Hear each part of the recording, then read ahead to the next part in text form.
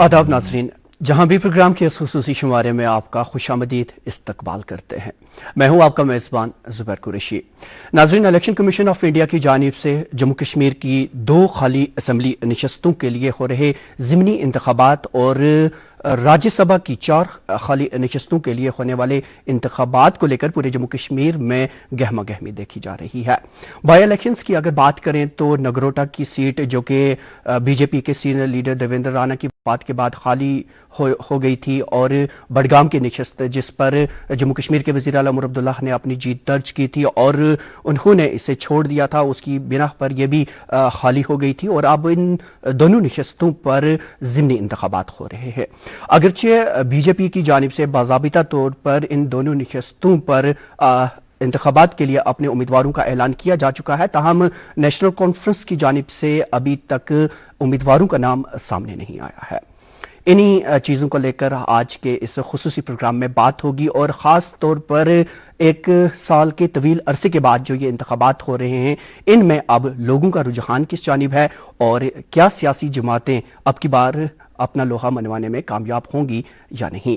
जी हाँ, आज एक मरतबा फिर हमारे स्टूडियो में तशरीफ़ फरमा 3 अहम शख्सियात हैं। सबसे पहले हमारे बीच तशरीफ़ फरमा है मंजूर भट्ट साहब, जो कि भाजपा के तर्जुमान हैं जम्मू कश्मीर से, और साथ ही हमारे साथ तशरीफ़ फरमा है जुल्फ़िकार माजिद साहब, जो कि सीनियर जर्नलिस्ट और तज्ज़ियाकार है, और साथ ही हमारे बीच तशरीफ़ फरमा है राजा मुज़फ़्फ़र साहब, जो कि सोशल एक्टिविस्ट होने के साथ साथ बडगाम ज़िला से भी आते हैं, और जाहिर है बडगाम की जो ये नशस्त है उनके मसाइल और लोगों का वतीरा क्या है उस पर इनकी बारीक बीनी से नज़र होगी। नाज़रीन, हमारी बड़ी कोशिश रही कि नेशनल कॉन्फ्रेंस से भी किसी आवाज़ को यहाँ पर मदऊ किया जाए, लेकिन हमारी मुतअद्दिद कोशिशों के बावजूद नेशनल कॉन्फ्रेंस से कोई आवाज़ हमारे साथ शामिल न हो सकी। लेकिन प्रोग्राम का सिलसिला जारी रखेंगे। सबसे पहले आप तीनों मेहमानों का हमारे आज के इस खुसूसी प्रोग्राम में खुशामदीद इस्तकबाल करते हैं। जुल्फ़िकार माजिद साहब, आपसे मैं आगाज़ करना चाहूँगा, चूँकि 1 साल का तवील अरसा गुजर चुका है और 2 खाली नशस्तों पर इंतखाबात हो रहे हैं, और बैक वक्त राज्यसभा इलेक्शंस के लिए भी अनाउंसमेंट हो चुकी है, तो इन बाई पोल्स को आप कैसे देखते हैं? देखिए, जैसा कि आपने कहा कि 1 साल से तकरीबन ये राणा साहब की डेथ हुई थी इमीडिएटली आफ्टर इलेक्शंस, और उमर साहब ने भी रिजाइन किया था बडगाम से, क्योंकि गांधरबल से जीत के आए थे। तो ये तकरीबन 1 साल से पेंडिंग थे, तो अब ये इलेक्शंस हो रहे हैं, और कोइंसिडेंस ये है कि राज्यसभा इलेक्शंस भी उसी टाइम पे हो रहे हैं। जैसा कि आपने देखा होगा, राज्यसभा में भी 4 सीटों पे इंतखाबात हो रहे हैं, और ये तो एनसी वर्सेस बीजेपी ही कंटेस्ट दिख रहा है। ठीक, और जो न्यूमेरिकल जो ये है स्ट्रेंथ, उसके बेसिस पे लग रहा है कि एनसी 3 सीट्स पे विनिंग पोजीशन में, और 4थी सीट पे बीजेपी। लेकिन फिर अगर आप एक और चीज इसमें जोड़ लीजिएगा कि एनसी और कांग्रेस की अलायंस जो है बियॉन्ड पेपर अभी है, लेकिन राज्यसभा में वो अलग अलग है, और अभी कांग्रेस ने ये नहीं अनाउंस किया है कि वो किसको सपोर्ट करेंगे। पीडीपी ने तो कल महबूबा जी ने बोला कि हम उनके जो बिल्स हैं अगर उनको वो सपोर्ट करेंगे। सजाद लोन साहब ने, वो अकेले मेंबर है, उन्होंने भी कोई और बात कही। तो ये बड़ा इंटरेस्टिंग सिचुएशन बन रहा है। पहले तो राज्यसभा इलेक्शंस ही हो रहे हैं, तो राज्यसभा इलेक्शंस में अनएक्सपेक्टेड लाइन्स रिजल्ट्स आएंगे। जो कांग्रेस का वतीरा रहा है नेशनल कॉन्फ्रेंस के साथ या इन दोनों के माबेन, चूंकि ये इत्तेहादी थे राज्यसभा के उम्मीदवार नामजद करते वक्त, क्या वो फैक्टर बाई लॉज में भी होगा? देखिए, आपको ये देखना है कि जो कैंडिडेट्स हैं अभी एनसी और कांग्रेस या पीडीपी शायद बीजेपी ने अनाउंस किए हैं, एनसी और कांग्रेस के अलग अलग कैंडिडेट्स अनाउंस करेंगे दोनों जगहों पे, अलायंस में है, अलायंस में लड़ेंगे। तो शायद यही चीजें अभी उनको डिले कर रही है कैंडिडेट अनाउंस करने में। ये बड़ा इंटरेस्टिंग रहेगा अगर एनसी और कांग्रेस अलग अलग लड़ रही है बडगाम पे और नगरोटा पे, तो अलायंस तो फिर पेपर पे ही रहेगी, राज्यसभा में भी नहीं रहेगी। चलिए भाजपा का पक्ष भी देख लेते हैं।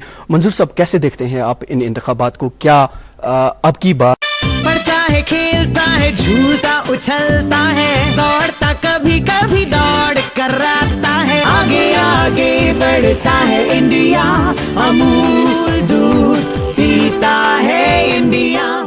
जल्दी करो यार, प्लीज जल्दी। दूसरा कोई मैच है क्या? ऐसा ही कुछ है यार, बैंक जाना है दादाजी को लेके। हाँ यार, उम्र होने पर कभी कभी मदद तो लगती है, पर बैंकिंग में नहीं। वैसे भी आरबीआई कहता है सीनियर सिटीजन सबसे पहले। अगर आप 70 साल से ऊपर हैं और आप बैंक नहीं जा सकते तो बैंक आएगा आपके पास। जरूरी खिदमात लेकर, वो भी वाजिबी शरहों पर। सीनियर सबसे पहले। आरबीआई कहता है, जानकार बनिए, चौकन्ने रहिए। पढ़ता है, खेलता है, झूलता उछलता है, दौड़ता कभी कभी दौड़ कराता है, आगे आगे बढ़ता है इंडिया, अमूल दूध पीता है इंडिया। बड़गाम की निशस्त की अगर बात करें या नगरोटा की, भाजपा अपना लोहा मनवाने में कामयाब होगी? नहीं, देखिए, सबसे पहले काफ़ी वक्त से डिमांड थी इन 2 सीट्स को लेकर। जिस तरीके से आपने खुद बताया कि हमारे जो कदावर नेता देवेंद्र रैना साहब, जब उनका देहांत हुआ तो उसके बाद सीट खाली हो गई, तो यहाँ सीएम साहब ने लड़ा तो फिर उन्होंने छोड़ दी, तो सीट खाली हुई, तो लोगों का भी कहीं ना कहीं एक रिप्रेजेंटेशन ज़रूरी थी इन जगहों पे।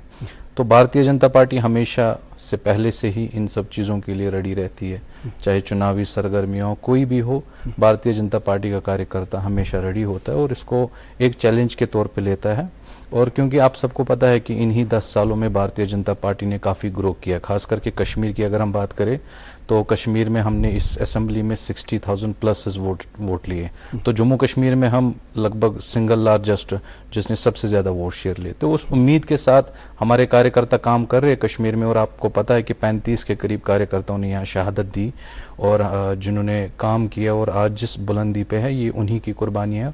और आने वाले वक्त में हमें पूरा यकीन है कि भारतीय जनता पार्टी पिछले से बहुत बेहतर मुकाबला कर सकेगी। बिल्कुल सही कहा आपने, क्योंकि अगरचे कश्मीर वादी में भाजपा को सीटें कम मिली लेकिन वोट शेयर उनका उसमें इजाफा हुआ है।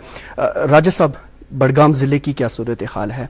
अगर लोगों का मसाइल जो हैं या लोगों की जानिब देखें, और नेशनल कॉन्फ्रेंस का जो 1 साल का इक़्तिदार का दौर रहा है, लोग किस जानिब जा रहे हैं? बड़गाम ज़िले में कल भी मैं लोगों से बात कर रहा था, तकरीबन पूरा आधा दिन था वहाँ पे, परसों भी था, और कॉन्स्टेंटली फ़ोन कॉल्स पे और बाकी जो है लोगों से बात करते रहते। लोग नाराज़ हैं वहाँ पे, लोग जो वहाँ पे उनकी रिप्रेजेंटेशन प्रॉपर नहीं है।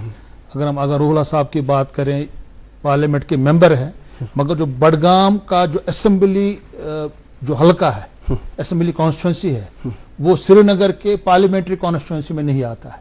अच्छा, तो उनकी वहाँ रिप्रेजेंटेशन नहीं है। दूसरी तरफ से वहाँ उमर अब्दुल्ला साहब जीत के आए थे, मगर उन्होंने बाद में चूज किया गांधरबल, तो उस हिसाब से भी 1 साल से उनके पास एमएलए भी नहीं है। तो उस हिसाब से लोग बड़े ही परेशान हैं वहाँ पे, और ख़ासकर जो वहाँ पे डेवलपमेंटल इश्यूज हैं। बड़गाम श्रीनगर के इतना नज़दीक होने के बाद भी इतना बैकवर्ड है हर किसी हिसाब से, चाहे इकोनॉमिकल बैकवर्डनेस हो, एजुकेशनल बैकवर्डनेस हो, या इंफ्रास्ट्रक्चरल बैकवर्डनेस हो, तो उस हिसाब से भी। और जो वहाँ पे इलीगल माइनिंग के मसले हैं, मिट्टी की कटाई बहुत ज़्यादा हो गई, धूल, इलीगल ब्रिकलन्स, तो लोग उस हिसाब से भी तंग आए हैं, और प्रॉपर रिप्रेजेंटेशन लोगों को नहीं मिली है, और अगर कभी मिली भी है वो बिल्कुल कभी इधर कभी उधर, तो इसमें बहुत सी प्रॉब्लम। तो क्या आप ये कह रहे हैं सर कि लोगों की तरजीहात बुनियादी ज़रूरियात हैं वहाँ पे? बुनियादी ज़रूरियात भी हैं, और बाकी पॉलिटिकल रिप्रेजेंटेटिव जिसे कह सकते हैं। पहली बार बड़गाम का ये हुआ था कि उनको एक पॉलिटिकल रिप्रेजेंटेशन मिली थी, और कल मुझे लोगों ने कहा था कि उस वक्त जो है उमर साहब ने और बाकी जो लीडरान थे नेशनल कॉन्फ्रेंस ने कहा था कि अगर बड़गाम में उनको ज्यादा वोट मिलेंगे फिर वो बड़गाम की सीट ही रिटेन करेंगे। अच्छा, अगर गांधरबल में ज्यादा वोट शेयर मिलेगा तो गांधरबल की सीट रिटेन करेंगे, मुझे लोगों ने कहा कल। तो मुझे पता नहीं है प्रॉपरली इसका क्या है। तो बाद में उन्होंने ज्यादा वोट शेयर बड़गाम से ही लिया था, 18,000 से ज्यादा वोट से जीते के। तो मगर उन्होंने जो वहां पे बाद में वो चले गए वहां पे, तो उसकी वजह से लोगों में थोड़ी सी नाराजगी है, और उसकी वजह से भी जो अगरहुल्ला का मसला भी हो गया, वो भी पार्टी से नाराज है, और अभी तक भी जो है वहां पे अनाउंसमेंट नहीं हो रही है कैंडिडेट की, और उसकी वजह से वो भी एक वजह बन गई है कि लोगों में तजज्जुब है, परेशान है लोग कि कैंडिडेट कहाँ है नेशनल कॉन्फ्रेंस का या बाकी जो है। तो उस हिसाब से मुझे लग रहा है कि जो पोलिंग परसेंटेज है, मुझे लगता है कि वो इस टाइम पे उतनी ज्यादा नहीं होगी, पोलिंग परसेंटेज कम होगी उस वहाँ पे। जी जी जी, बुनियादी ज़रूरियात के साथ साथ पॉलिटिकल रिप्रेजेंटेशन के लिए बड़गाम के जो लोग हैं वो मुतलाशी हैं। जुल्फ़िकार साहब, चूँकि रोहल्ला साहब के बारे में भी इन्होंने बात की, जो फैक्टर ये हम देख रहे हैं वहाँ पर, आप एज एन एनालिस्ट इन चीज़ों को कैसे देख रहे हैं? और सबसे बड़ी चीज़ कि अभी तक वहाँ पर नेशनल कॉन्फ्रेंस और कांग्रेस की जानिब से कोई उम्मीदवार सामने, जैसा मैंने पहले बताया, उम्मीदवार शायद इसी वजह से नहीं आ रहे हैं क्योंकि अभी कोई सेटलमेंट नहीं होगी दो पार्टीज में। और जैसे कि राजा साहब ने बताया कि वहां पे इन्होंने बात की लोगों के साथ, लोगों के क्या मसाइल है, वो बडगाम में नहीं, हर जगह वही मसाइल है। वो बडगाम में हो, कुपवारा में हो, बारामूला में हो, लोग तो वही चाहते हैं ना, उनकी जो बेसिक नेसेसिटीज। लेकिन हाल ही में जो national chief minister Omar Abdullah का जो बडगाम का दौरा था, उन्होंने कहा अगरचे मैंने बडगाम को छोड़ा, लेकिन तरक्याती काम जो बडगाम के लोगों के हैं या जो मसाइल हैं उन्हें हमने हटने नहीं दिया। तो क्या ये इस चीज से वो लोगों को अपनी जानिब माइल करने में कामयाब होंगे? काम तो कहीं पे नहीं है, जब कहीं नहीं है तो बडगाम में कहां से आ गए? अच्छा, let us be very honest. एक साल कल पूरा किया उमर साहब ने, तो जो उनकी पोल गारंटीज थी मैनिफेस्टो में 12 में से अभी 1 0 बढ़ा है जी। 12 वहां की वहां 0 फुलफिल हुई है। तो उसकी क्या रीजन है, चलो उसमें हम नहीं जाएंगे रीजन क्या है, लेकिन अभी तक नहीं हुई है। तो बडगाम में भी लोग जो है वो परेशान है, जैसे हर जगह पे है। अनएम्प्लॉयमेंट है, इन्फ्लेशन है, मतलब लोगों के टूरिज्म का सेटबैक हुआ। अभी हॉर्टिकल्चर आप देख लीजिए, उसमें भी प्रॉब्लम्स है। लोग तो बहुत परेशान है हर जगह, कश्मीर में नहीं, जम्मू में भी, जम्मू कश्मीर सब जगह लोग परेशान है कि हम हमारे बच्चे यूनिवर्सिटी से, कॉलेज से निकल के उनके लिए जॉब्स नहीं है। बिजनेसमैन आप देख लीजिए, यहाँ हमारा सिटी सेंटर है लाल चौक, आप देख लीजिए वहां पे किसी बिजनेसमैन से बात कर लीजिए क्या कंडीशन है। तो Budgam is no different. Budgam में जो राजा साहब बोल रहे हैं कि शायद वोटिंग परसेंटेज कम होगी, मुझे तो लगता है अगर कश्मीर में भी इस वक्त जे&के में भी इलेक्शन होगा, शायद 2024 जैसी पोलिंग परसेंटेज नहीं होगी। उसके बाद एक और प्रॉब्लम हो गई बडगाम के साथ। आगा रूहला साहब MP है, बडगाम के नहीं है, वो श्रीनगर कॉन्स्टिट्यूंसी के है। लेकिन आगा साहब जो है वो ज्यादा बड़े पॉलिटिकल इश्यूज पे बात करते हैं। वो सड़क बिजली पानी शायद उनके इसमें नहीं है। तो उस वजह से भी शायद बडगाम के लोग जो है वो तंग आ चुके हैं। अब इंटरेस्टिंग ये रहेगा कि NC किसको वहां पे मैंडेट देगी। शायद 3 ऑप्शंस है उनके पास जो अभी है, मतलब कोई क्रेडिबल रिपोर्ट नहीं है। या तो आगा महमूद साहब है, ठीक, आगा फैमिली से, ये वहां से है, ठीक। एक नासिर असलम वानी साहब का नाम आ रहा है, और एक ये नाम भी आ रहा है कि उमर साहब शायद अपने बेटे को वहां से सीट दे सकते हैं, ठीक। तो फिर PDP के आगा मुंतजर साहब है। तो मुझे एज लग रही है फिर वो PDP को ही एज है वहां पे, क्योंकि कांग्रेस, BJP जो छोटी, बाकी ये तो नेशनल पार्टीज होगी, बाकी छोटी पार्टीज भी वहां पे होंगे। तो मेन कंटेस्ट वहां PDP और NC के बीच में ही है। अब NC किसको मैंडेट देती है, आगा रूहला साहब क्या करेंगे, आगा महमूद साहब का क्या रहेगा, आगा मुंतजर साहब कहां से रहेंगे। फिर वहां पे एक और फैक्टर है Shia Sunni vote. Sunni vote percentage ज्यादा है वहां पे कंपेयर टू शिया वोट। तो वो कंसल्टेशन किस तरफ से किस पार्टी की तरफ, यकीनन ये देखना बड़ा दिलचस्प, ये बड़ा इंटरेस्टिंग होगा। और एक और बहुत ही इंपॉर्टेंट बात जो ये रहेगी इसमें, जो नगरोटा वाली सीट है वो तो BJP, वहां पे तो उनका कोई है नहीं उसमें। हाँ, मंजूर साहब का ही रुख करेंगे। सईद मोहसिन साहब भी हैं। मैं ये जो बडगाम जो है, BJP तो अपोजिशन पार्टी है, सेंटर में ये पावर में, लेकिन जे&के में अपोजिशन पार्टी है। तो अगर NC बडगाम वाली सीट हार गई तो अपोजिशन शायद ये एक रेफरेंडम बना लेंगे इनके लिए, देखो जी लोगों ने इनको रिजेक्ट किया है। तो NC के लिए ये सीट बहुत इंपॉर्टेंट रहेगी, ये एक सीट की बात नहीं है। तो आपके मुताबिक ये इनकी अना का भी मसला है, बहुत ज्यादा है। अच्छा, इन्होंने कहा नगरोटा सेफ हैंड है, आप क्या कहेंगे सर? नहीं, देखिए बिल्कुल, मैंने कहा कि भारतीय जनता पार्टी दुनिया की सबसे बड़ी पार्टी है और हम लोकतंत्र पे सबसे ज़्यादा यकीन रखते हैं। और आपने देखा कि नेशनल कॉन्फ्रेंस को बहुत बड़ा मैंडेट मिला 2024 इलेक्शन में, और पिछले 1 साल से हमारी जो गवर्नमेंट है, नेशनल कॉन्फ्रेंस है, उमर अब्दुल्ला साहब वो जिम्मेदारियों से भागते आ रहे हैं। आपने यहाँ खुद एक मिसाल दी कि आपने यहाँ नेशनल कॉन्फ्रेंस के किसी पर्सन को बुलाया तो लेकिन वो आ नहीं पाए या वो मुँह छुपा रहे। तो कहीं ना कहीं नेशनल कॉन्फ्रेंस ने जो मैनिफेस्टो में वादे किए इस 1 साल में, सब खास करके कि 1 लाख नौजवानों को रोजगार देंगे, वो कहीं है नहीं। जुल्फकार साहब ने बिल्कुल सही कहा कि ये खाली बडगाम की हालत नहीं है, पूरे जम्मू कश्मीर जहाँ पर जिस कॉन्स्टिट्यूंसी में आप जाएंगे यही हालात है। जो जिस तरीके से 12 गैस सिलेंडर, 200 यूनिट बिजली फ्री, आप देखिए लोगों ने एक इज्जत जो उमर अब्दुल्ला साहब ने अपनी टोपी उतारी तो लोगों ने उस टोपी की इज्जत रखी, लेकिन उमर अब्दुल्ला साहब ने लोगों की इज्जत नहीं अब रखी, क्योंकि आज 1 साल होने को आया। कल एक्सपेक्ट था जम्मू कश्मीर की आवाम को कि कुछ अच्छा अनाउंसमेंट हो सकता है इस 1 साल में, लेकिन वहां पर वही खाली हाथ नजर आया। उन्होंने उन्हीं लोगों को गिनाया जो सोने के चम्मच और चांदी के चम्मच से खाना खाते हैं शाम का।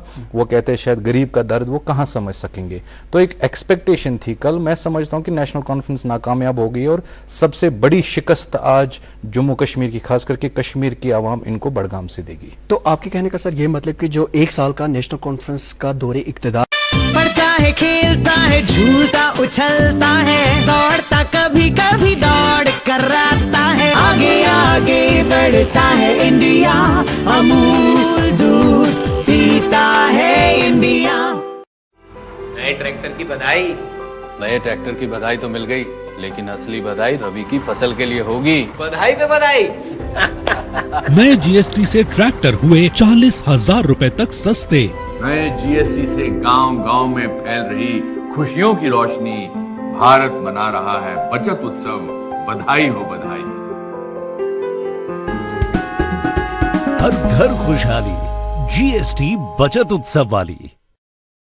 पढ़ता है, खेलता है, झूलता उछलता है, दौड़ता कभी कभी दौड़ कराता है, आगे आगे बढ़ता है इंडिया, अमूल दूध पीता है इंडिया।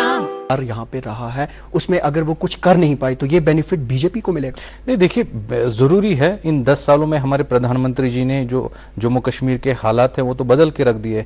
कश्मीर में जहां पथराव, बाकी चीजें, हड़ताल की कॉल्स, डेवलपमेंट नहीं थी, बाकी चीजें वो तो हमने खत्म की। और इन्हीं 1 साल में अब लोगों को पता चला कि जो प्रधानमंत्री जी ने इस 10 साल में काम किया वो तो भारतीय जनता पार्टी ने किया। आपका सबसे बड़ा ड्रीम प्रोजेक्ट जो यहाँ पर रेलवे कनेक्टिविटी थी, आपके रोड इंफ्रास्ट्रक्चर देखिए, फ्लाई देखिए, ये तो भारतीय जनता पार्टी गवर्नमेंट ने की। आज तो लोग खुद कहते हैं कि इससे बेहतर तो यहाँ एलजी एडमिनिस्ट्रेशन थी जो कम से कम लोगों की सुनवाई होती थी, काम करते थे।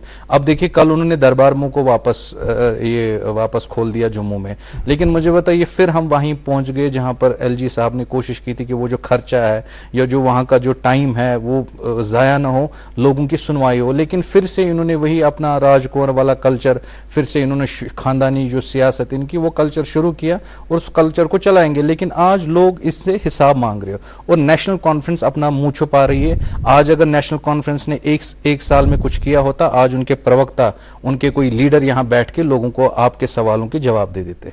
राजा मुजफ्फर साहब, जमीनी सूरत हाल क्या है? क्या आगा रूहुल्लाह मेहदी जिस जानिब जाएंगे वही पक्ष मजबूत होगा? अभी कुछ नहीं कह सकते हैं। मसला यह है कि लोग वहां पे इतने ज्यादा मुझे लगे कि परेशान है। खाली बड़गाम टाउन की बात नहीं है ना, बड़गाम कॉन्स्टिट्यूंसी तो फैला हुआ है। एक साइड से सोईबुग है, एक साइड से बेमिना है, एक साइड से आपका खान साहब का एरिया मिलता है, कुछ एरिया कुछ बीरवा साइड का मिलता है। तो बिल्कुल लोग परेशान है और क्लैरिटी नहीं है। जो नेशनल कॉन्फ्रेंस जो अपने कैंडिडेट के अनाउंसमेंट में देरी कर रही है, उससे भी लोगों के अंदर जो है बिल्कुल कंफ्यूज स्टेट है, confuse situation, there is chaos, there is confusion. और जो 1 साल से उनको प्रॉपर रिप्रेजेंटेशन नहीं मिली, वो मसला है। और सबसे बड़ी बात है कि देखिए नेशनल कॉन्फ्रेंस के पास जो है बहुत सारे इख्तियारात नहीं है, because we are a UT, अभी हम यूटी में हैं। मगर इसका मतलब नहीं है कि हर किसी हिसाब से बता सकते हैं कि हम यूटी है, हमारे पास कुछ पावर्स ही नहीं है। देखिए बिजली डिपार्टमेंट इनके पास है, एजुकेशन इनके पास है, इनके पास हेल्थ है, इनके पास टूरिज्म है, इनके पास सोशल वेलफेयर है, इनके पास रेवेन्यू है, कुछ चीज़ें इनके पास आपके माइनिंग डिपार्टमेंट है, बाकी चीज़ें हैं। बहुत सारी चीज़ों में ये अच्छे काम कर सकते थे, इनिशिएटिव्स ले सकते थे, मगर ये इतना ज़्यादा इन्वॉल्व हो गए उसमें कि हमको स्टेटहुड कब मिलेगा, उसकी वजह से जो है काम नहीं हुए। जी, लेकिन मैं ये हम समझ सकते हैं कि इश्यूज हैं, स्टेटहुड नहीं मिल रहा हमें, वो एक इशू है, दैट्स एन इशू। देना चाहिए सेंट्रल गवर्नमेंट को, उन्हें वादा किया है, उनको मिलना चाहिए, हमको मिलना चाहिए, दैट्स आवर राइट। मगर इसका मतलब ये नहीं है कि हम बाकी चीजें छोड़ देंगे। जी, मैं जानना ये चाह रहा था, जो सोशल मीडिया पर या इधर उधर हम देख रहे हैं कि सिर्फ रूहुल्लाह मेहदी साहब चूंकि नेशनल कॉन्फ्रेंस से ताल्लुक रखते हैं लेकिन नेशनल कॉन्फ्रेंस के मुखालिफ जा रहे हैं, तो क्या अगर वो नेशनल कॉन्फ्रेंस के साथ वहां पर उसके उम्मीदवार का सपोर्ट नहीं करते या अगर करते हैं और पीडीपी के मुंतज़िर साहब जो वहां पे मजबूत नजर आ रहे हैं, होगा। अगर वो चुप करके भी बैठेगी, किसी को भी सपोर्ट नहीं करे, फिर भी इम्पैक्ट होगा। अच्छा, अगर वो किसी और कैंडिडेट को सपोर्ट भी करते हो, उससे भी इम्पैक्ट होगा। मतलब एक मैसेज ये भी जा रही है कि पीडीपी का जो कैंडिडेट है वो अगर रूहुल्लाह साहब के कजिन भी हैं, बट उनकी आपस में ठीक नहीं बनती है। मगर अगर रूहुल्लाह साहब डायरेक्टली अपना कैंडिडेट नहीं है, उनका कोई इंडिपेंडेंट कैंडिडेट को भी सपोर्ट नहीं कर रहे, वो नेशनल कॉन्फ्रेंस को भी सपोर्ट नहीं कर रहे, दैट मीन्स पीडीपी को सपोर्ट हो रहा है वहां पे, या किसी इंडिपेंडेंट को सपोर्ट हो रहा है वहां पे। जी जी, जुल्फकार साहब, मैं थोड़ा आपसे समझना चाहूंगा, चूंकि रूहुल्लाह साहब जिसको सपोर्ट करेंगे खैर, और उसके बाद पीडीपी के जो कैंडिडेट हैं मुंतज़िर साहब, लेकिन इसके साथ ही हम देखते हैं कि मुंतज़िर मोहिउद्दीन जो अपनी पार्टी से खाली अलहदगी जिन्होंने अख्तियार की, और ये भी बताया जा रहा है कि वो शायद आज़ाद उम्मीदवार के तौर पर वहाँ आ रहे हैं, और साथ ही और 2-3 कैंडिडेट्स का नाम है जो वहाँ उस निश्चित से आ सकते हैं। तो ये उम्मीदवार अगर वोट किसी के काटेंगे तो वो किस जमात के काटेंगे और फायदा किसको मिलेगा? देखिए, पहली बात है, जो अगर रूहुल्लाह साहब है उनके पास कोई मैजिक वैंड नहीं है, पहले आप ये समझ लीजिए। बिल्कुल। अगर रूहुल्लाह साहब इस वक्त इसलिए प्रोमिनेंस में आ गए आफ्टर 2019 के बाद, क्योंकि उन्होंने एक वो सॉफ्ट सेपरेटिज्म वाला नैरेटिव मौक़िफ़ अपनाया। बिल्कुल, जो यहाँ पे वैक्यूम था, सेपरेटिस्ट्स आर ओवर, ऑलमोस्ट कहीं पे नहीं नजर आ रहे हैं, और कोई मेन स्ट्रीम में इतना ज्यादा ये नहीं था। रूहुल्लाह साहब ने वो चला के, दैट्स वाई वो कैशिंग इन सेंटिमेंट्स। वही पार्लियामेंट इलेक्शन वो जीत के आए, फिर असेंबली इलेक्शन में वो पोस्टर बॉय बन गए एनसी कैंपेनिंग के, लेकिन अब उन पे प्रेशर बिल्ड हो रहा है। वही लोग, वही लड़के जो रूहुल्लाह साहब को लीडर और हीरो मान रहे थे, वो उसको क्वेश्चन कर रहे हैं ऑन सोशल मीडिया, क्योंकि आज तो सोशल मीडिया एज है। लोग तो पकड़ रहे हैं उसको कि आपने तो बोला था रिजर्वेशन 6 महीने में ये हो जाएगा, रिजर्वेशन का इशू हुआ नहीं, 1 साल हो। तो रूहुल्लाह साहब के पास भी कोई आंसर्स नहीं है। रूहुल्लाह साहब, ये जरूरी नहीं है कि अपरेंटली जो हमें दिख रहा है, अपरेंटली तो हमें दिख रहा है कि रूहुल्लाह साहब और एनसी में कुछ प्रॉब्लम है, लेकिन हो सकता है स्ट्रेटजी भी हो। लेकिन ये स्ट्रेटजी भी मान के या जो भी मान के चल रहे हैं हम, रूहुल्लाह साहब is a factor in Budgam, but he is not the only factor. जी, उसके बाद ये डिपेंड करेगा बडगाम में कि कौन पार्टी किस कैंडिडेट को नामजद करती है, मैंडेट दे रही है। और जो मेरा सवाल ये था सर, अगर दीगर जो उम्मीदवार आएंगे तो वोट किसका कट होगा? वो उसी तरफ मैं आ रहा हूँ जी। अभी तक जो ये चल रहा है कि मुंतज़िर साहब आगा, मुंतज़िर पीडीपी के कैंडिडेट है, शिया कैंडिडेट है। बिल्कुल। उसके बाद एनसी किस कैंडिडेट को, शिया कैंडिडेट होगा उनका कि सुन्नी कैंडिडेट होगा? अगर शिया कैंडिडेट होगा तो 2 शिया कैंडिडेट्स का वोट डिवाइड हो गया यकीन। सुन्नी कैंडिडेट आपने कहा 3, 4, 5 इंडिपेंडेंट मिला के 10 भी हो सकते हैं, तो छोटा मोटा कैंडिडेट भी 500, 1000, 2000 वोट तो ले ही लेगा। 1,25,000 वोट है तकरीबन बडगाम कॉन्स्टिट्यूएंसी में। पिछली बार वहां पे 52 या 53% पोलिंग हुई थी, 60-65,000, तो इस वक्त शायद कम ही होगी। तो सुन्नी कैंडिडेट्स वोट काटेंगे उस कैंडिडेट का जो विनिंग, मान लीजिए अगर अब एनसी ने सुन्नी कैंडिडेट को मैंडेट दिया, ठीक, तो वो को वोट जो है, जो बाकी कैंडिडेट होंगे वहां पे मोस्टली सुन्नी कैंडिडेट्स ही होंगे, तो वो माइनस हो जाएगा एनसी का। उस सूरत में आगा मुंतज़िर का वोट, जो शिया वोट है, वो कंसोलिडेट हो जाएगा, तो उसके चांसेस और ज्यादा। और जो एंटी इनकम्बेंसी, अच्छा, अगर कोई एंटी इनकम्बेंसी है वो फेवर करेगी पीडीपी को बडगाम में। अब नगरोटा में क्यों इसलिए बोल रहा हूं कि बीजेपी के लिए सेफ सीट है, एक सिंपैथी वेव होता है इलेक्शन में, जैसे 91 में राजीव गांधी साहब की किलिंग हुई है तो कांग्रेस उस पे जीत के आई। रिसेंटली जो हमने इंजीनियर रशीद के दौरान वेव, हाँ, इंजीनियर रशीद जेल में थे, तो सिंपैथी वेव पे भी एक फैक्टर वो भी रहता है। तो वैसे राणा साहब की बेटी है, और यहां से नजर नहीं आ रहा है कोई कैंडिडेट एनसी का या पीडीपी का या कांग्रेस का जो वहां पे उस कैलिबर का जो उसको टैकल कर सके। और रिसेंटली 1 साल पहले कांग्रेस तो वहां जम्मू में बुरी तरह से हार के आई है, 1 सीट जीत के आई है पूरे जम्मू में कांग्रेस। तो इस बार भी अभी कोई ऐसा रिवाइवल हुआ नहीं है कांग्रेस का, डाउनफॉल बीजेपी का हुआ नहीं है और कांग्रेस का रिवाइवल हुआ नहीं है।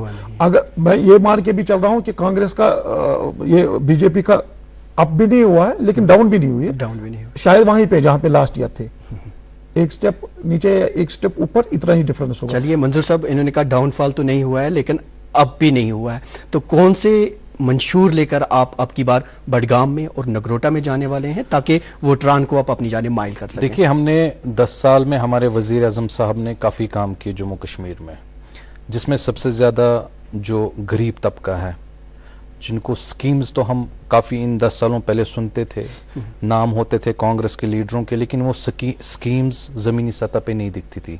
लेकिन जो हमारे प्रधानमंत्री जी की इन 10 सालों में स्कीम है वो अमलाई गई और ग्राउंड पे पहुंची और काफ़ी सारी हमारे बहनें भाई जो भी मुस्तहिक थे उन तक पहुंचे, और उन्हीं कामों को लेकर एक मंशूर बना है हमारा, और वही हम लोगों के बीच में जाएंगे। और हमें पूरी उम्मीद है कि आज लोग हमारे प्रधानमंत्री वज़ीर आज़म नरेंद्र मोदी साहब से बहुत मोहब्बत करते हैं।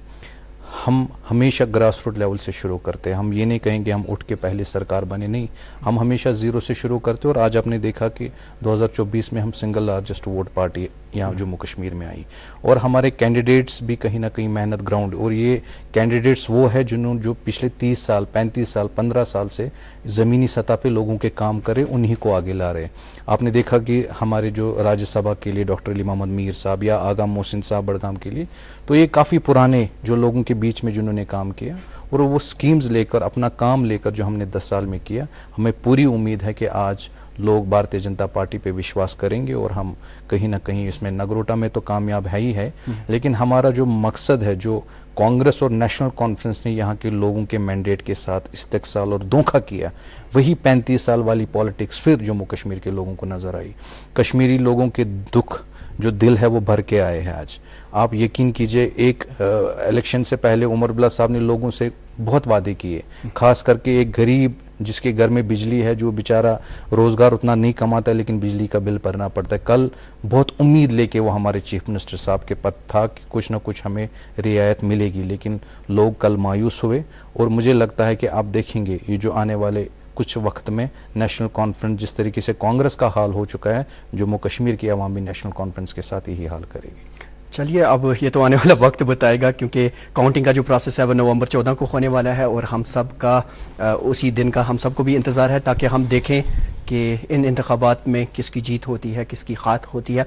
लेकिन बातें तो बहुत सारी थीं, लेकिन वक्त चूँकि हमारे पास हमेशा कम ही रहता है। मंजूर भट्ट साहब, सबसे पहले तो आपका बहुत बहुत शुक्रिया कि आपने हमारे यहाँ तशरीफ़ लाई। जुल्फ़िकार माजिद साहब, आपका इंतहाई मशकूर ममनू है कि आपने भी अदीमुल फुर्सत होने के बावजूद यहाँ पर तशरीफ़ लाई। और राजा मुज़फ़्फ़र साहब, बहुत बहुत शुक्रिया बडगाम के लोगों का अहवाल हमारे नाज़रीन के साथ साझा करने के लिए। तो देखने वाली बात यह होगी नाज़रीन मोहतरम के आने वाले दिनों में अब ये जो ज़िमनी इंतखाबात बडगाम और नगरोटा की नशस्त पर होने जा रहे हैं, इस पर लोगों का वतीरा क्या रहेगा और ऊंट अब की बार किस करवट बैठेगा। जहां बीन देखते रहिए।